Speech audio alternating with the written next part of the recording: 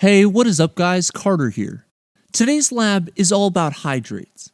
Now a hydrate is a compound made up of a molecule bound to water. In the molecular formula for hydrates, this composition is represented by that dot you see. It just means that for every molecule of CuSO4 copper sulfate, there is a certain number of water molecules bound to it. Our job in this lab is to figure out what that ratio is, or in other words, what is the value of X. To do this, we're going to figure out what percent of the hydrate is water. After measuring the initial mass, we're going to heat up the hydrate so that all the water evaporates, leaving us with the final mass that is just the copper sulfate. We can then use the final and initial masses to find the percent water by mass of the hydrate, and ultimately, we can use moles to figure out what X is. So, let's get started. Our first step is to find the mass of an empty evaporating dish. First, grab a clean evaporating dish and the blue copper 2 sulfate from the center of the lab, and head over to the balance. Place the empty dish on the scale and record the mass displayed. Next, we're going to tare the balance and add about 2 grams of hydrate. So press tare and grab a scoopula. You can find a scoopula either in the center of the lab or in one of the drawers at your bench. Use the scoopula to carefully add about 2 grams of the hydrate. It's really easy to add way too much, so be careful.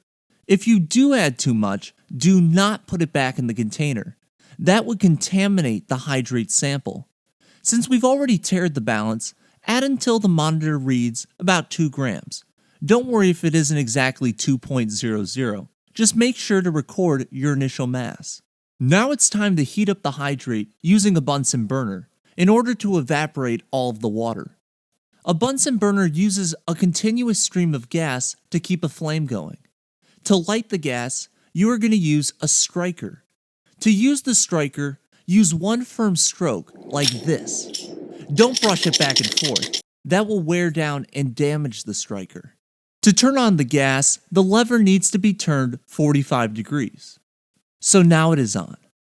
You can adjust the height of the flame by rotating the dial at the bottom of the burner. So turn on the gas, light the burner, and slide the burner underneath the stand with your dish on top. Use the scoopula to spread the hydrate evenly across the bottom of the dish. Heat until the solid turns grayish white. That tells us all the water has evaporated. If you see dense white fumes, stop heating right away. In that case, not only is all your water gone, but you're now decomposing the salt. As you can guess, that isn't good. All in all, the heating should take about 3 minutes. Once you're done heating, turn off the gas and use a glove to remove the dish. Make sure you remember that glove. The dish is still pretty hot.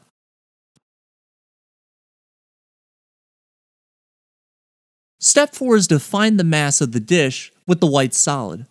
Let the dish cool down for about 5 minutes, and then place the dish with the white solid on the scale and record the mass.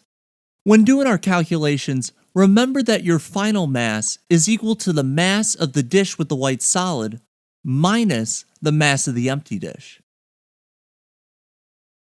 Our last step is to clean up. Make sure you dispose of the white salt in the special waste container labeled CuSO4 waste.